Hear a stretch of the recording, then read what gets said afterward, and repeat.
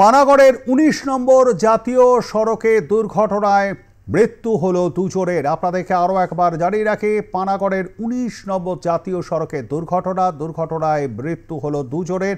ঘটনাস্থলে একজনের মৃত্যু হয়, পরে হাসপাতালে নিয়ে যাওয়ার পর আরও একজনের মৃত্যু হয়।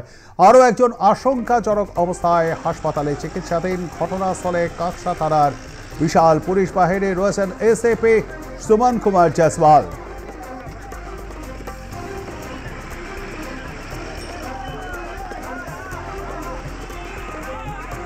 আপনাদেরকে আরও একবার জানিয়ে রাখি, পানাগড়ে ১৯ নম্বর জাতীয় সড়কে মর্মান্তিক দুর্ঘটনায় দুজনের মৃত্যু।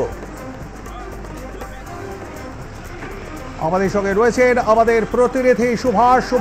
কিভাবে ঘটলো এই দুর্ঘটনা এবং যাদের মৃত্যু হয়েছে তাদের নাম পরিচয় কি জানা গেছে?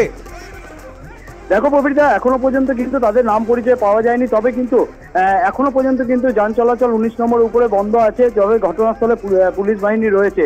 তবে স্থানীয় বাসিন্দারা যেটা জানাচ্ছেন যে একটি ট্রাক পানাগড় থেকে দুর্গাপুরের দিকে যাচ্ছিল, সেই সময় বিরুটিয়ার কাছে আচমকা নিয়ন্ত্রণ হারিয়ে যায় এবং সেখানে প্রথমে দুজনকে ধাক্কা মারে ট্রাকটি, তারপরে একটি মোটরসাইকেলকে ধাক্কা মেরে তার গায়ের উপরে কিন্তু পুরো গাড়িটি উল্টে যায়। এই গাড়ির মধ্যে লোহা জাতীয় কোনো পদার্থ ছিল এবং তার ফলে দীর্ঘক্ষণ কিন্তু রোড যান চলাচল বন্ধ হয়। পুলিশ আসে ঘটনাস্থলে, এসে যখন ট্রাকটিকে উদ্ধার করে তখন কিন্তু এই মোটরসাইকেলের দেহটি উদ্ধার করা হয় এবং পরবর্তী ক্ষেত্রে জানা যায় যেই দুজনকে হাসপাতালে নিয়ে যাওয়া হয়েছিল প্রথমে, তাদের মধ্যে একজন কিন্তু মারা গেছে।